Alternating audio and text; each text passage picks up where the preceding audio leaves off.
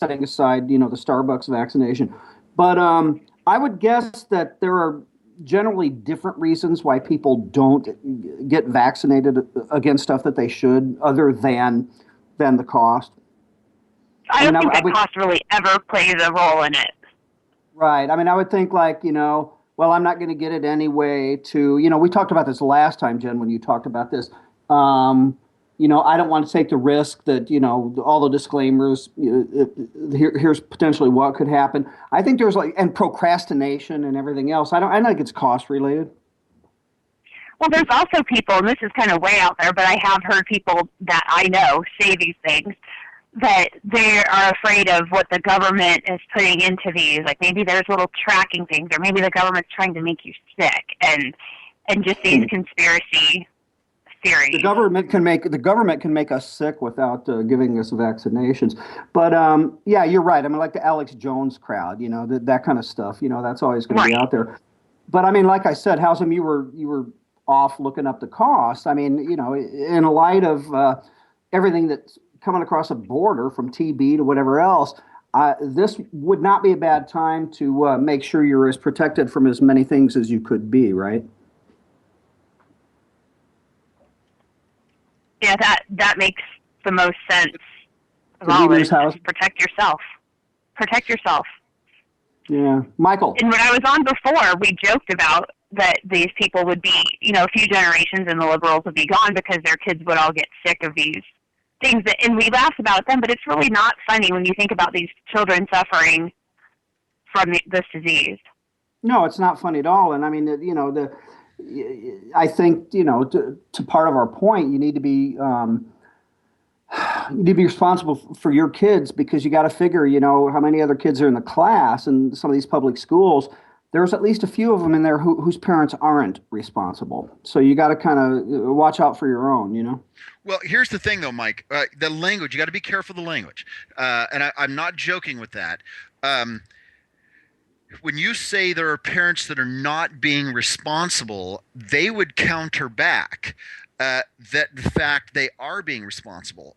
Our family doctor got it in his head a decade ago that vaccination caused the severe autism of one of his kids. Right. No, no. I made that argument with you guys last time that there are people that truly believe, be it what you just said or the other argument that there are people that can end up catching whatever they're trying to inoculate them against, or in some cases die. I mean, I get that part. I was talking more about just like the irresponsibility, just procrastination. People that think it ought to get done, but they just never get around to doing it. So I'm talking more about those folks, I guess, because that's probably a larger percentage of the people who do not get their kids vaccinated. Well, we'll see that the difference is, Mike, is that Jen and I both live in California. Right. And so people in California are vigilant about not getting vaccinations because of the pseudoscience pamphlet on the internet they read. Seriously? Oh, God, yes. Oh, yeah. In fact, Well, that's. Go ahead, Jen. It has to go beyond. They have to go beyond just procrastination because to enroll your child in school, you either have to provide the immunization records or apply for an exemption. So they have to. It's an active choice that they've made. Unless they're just Yeah. not, It's unless like they completely opt out of society and they don't go to public school, then it could be more of a procrastination thing. But the general average person that is involved in public life, it's an active choice. Okay, Mike, listen, we were we got joking like about. we got like 10 minutes left. All right. Let's I was just going to say, Mike, we were joking about Los Feliz daycare before we got on the air. right. And one of the things on their profile is vaccinated children need not apply. I remember that. That Yeah. was funny. Okay, let's talk about the next thing that Jen put up Right. because it's genius as well. Well, because you were talking about, choice, freedom of choice as it relates to vaccination and so forth. This other post I love. We kind of danced around this issue the other day, but something that is not a choice, compliments of your friendly Obama administration and the IRS, is this shared responsibility payment that people are going to wake up and see. Tell us about that. Well, we all know that now this Obamacare is not a fine; it's a tax, or if you have to pay anything for it. So, if you did not have health insurance last year and you don't have one of the bajillion reasons why to apply for an exemption, then you get to add a shared responsibility payment to your tax return. So, in order to help you figure this out, the IRS has put out a 21-page guide to help you find out if you are going to owe this and how to calculate it and how to file an exemption. And seriously, it took me a couple hours to read this thing last night and try to make sense of it. But they come out for the first time in it and they say, they kind of let on that their ways of calculating amounts due can be a little confusing to the average taxpayer. And they actually say in this handout, although the process to determine the premium tax credit is described in detail below, using tax preparation software is an easy way to determine the credit. Oh, so they come right out and say you will need outside assistance to figure out what the hell is going on. Yes, and then they take a whole paragraph to describe. But if you want to do it on your own, then you take A and you times it by 0.085, and then you add this if the data ends in Y, and then you subtract that. I mean, of course, that's not exactly what it said, but that sort of thing. Listen, you know what exacerbates it even more is you go back to, okay, first of all, you get the form from the government, the form whatever, and then you transfer that information to the other form, the worksheet. You can't do it by yourself. But you go clear back to, this is as early as, October 2013.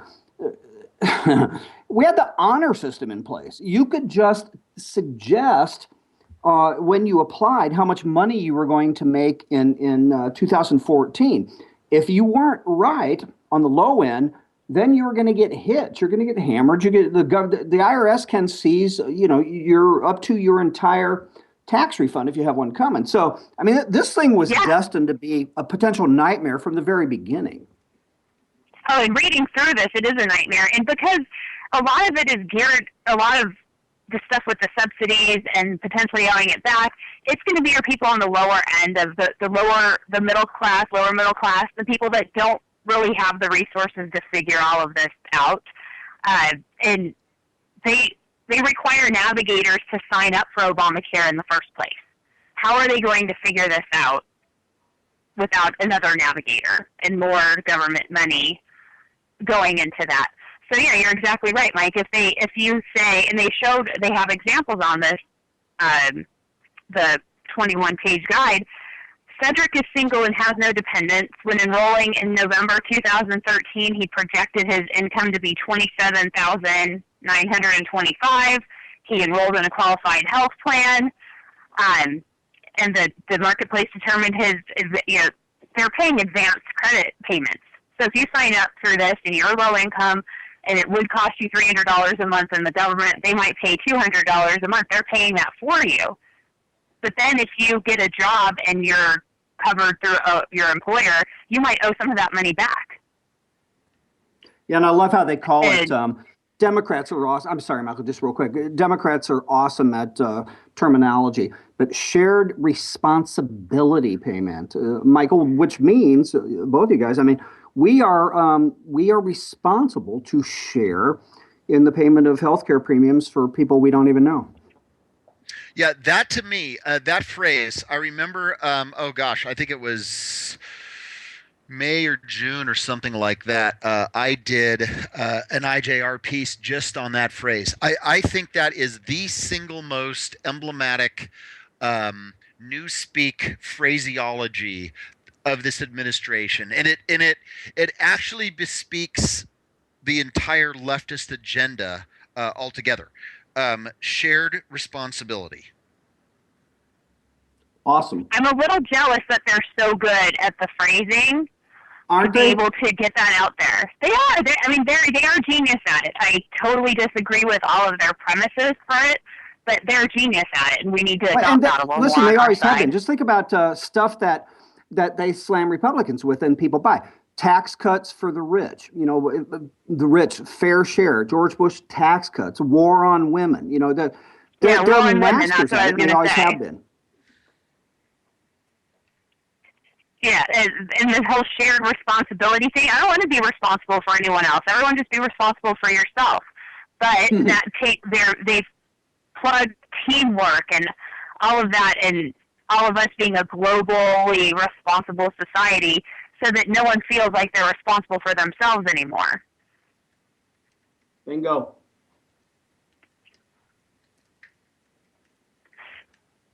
Oh, did I lose you guys right there? How's them? Are you on tape delay or what? No, I am. It just kind of went in and out. Sorry about that. Sorry. So please continue. Well, I mean, listen, you guys, we have 5 minutes left. Jennifer, where can folks pay attention to you other than IJR if you want them to? Well, I'm on Twitter, something about Jen, something ABT Jen, and they can follow me there. I have a Facebook page as well, linked to my Twitter page. Jen, you guys that follow me and Housem, I mean, you need to go read Jennifer Van Laar. Yeah, absolutely. Jen, you want to talk about some of the political stuff you did in D.C.? Okay. So you just talk about it? That's exactly what I implied. Yes. Okay. Sorry, you cut out. No, I went to Washington, D.C. because I had worked on a congressional campaign in the fall here in California, and that congressman won, Congressman Steve Knight from California. And so my youngest son and I went there to watch him be sworn into Congress. And it was funny, another one of the people from the campaign and I, the congressman was leaving from his office to go over to the Capitol building for the swearing in, and we thought, well, we'll follow him as far as we can and take pictures because it's great for social media, great to see this hometown guy. We followed him. We thought, well, we'll just go as far as we can and see if we can somehow sneak in to the gallery. And we got all the way in the little train underneath the Capitol and got all the way up there. And there was one ticket left, but the guy that I was with, he's a Gold Star father, and he's a local elected official, and so we kind of looked at each other, and there's this golden ticket, and I looked at him and I said, you go in, because he definitely deserved it far more than I did. So it was kind of cool to try to do a little sneaky thing there, but I almost ran into Frank Luntz. I'm literally almost ran physically into him. But with the Boehner, with that election thing, I think people come down on the new people in Congress for voting for Boehner, and I do too in a sense, but you have to understand that Washington still is a game, and sometimes it's easier to change it from the inside. But I think that the number of people that voted against Boehner, that lets him know that people are going to be watching him closely. It can't be business as usual anymore because he had a serious challenge mounted. Yeah, we'll see. I mean, to me, I think it's going to be the same old, same old. I hope not. I do too, but he acts like they're the ones that got their butts kicked in November. Yeah, I just, here's the thing, Jen. That's partly why I wanted to speak on that. In fact, we were farting around about some stuff, and we maybe should have spent more time on this because I just don't have the political instincts on it. I mean, I sit here as a conservative and pound on President Obama for raising the federal debt of $7 trillion since he's been in office. But for some $1 trillion of that as well, John Boehner's been Speaker of the House that supposedly has the power of the purse. And in my opinion, he works and provides a 42,487 and a half page long omnibus bill. Is the, hey, we're trying to change it from the inside thing just a bullshit way to try to just maintain cronyistic power? I don't know. For some people, yeah. For some people, I believe it is. But I'm hoping that with these new freshmen that are in there, that even though they voted for Boehner, that they're still going to be independent voices when it comes to these other issues. Right, and I totally get that, but I just wonder, is that just the talking point from 2010, 4 years ago? You know what I mean? We'll find out really quickly, right? Yeah, no, I see what you're saying, and I agree. Yeah. All right, well, that's interesting. So was that just absolutely fun to be a part of that? Walking the halls of Congress. Oh, Such a shoot. high. We are Okay, out you of guys, time. I gotta Jen. throw the Gotta flag. go. Got to throw the flag. Sorry. All right. We're out of here. Jen, thanks for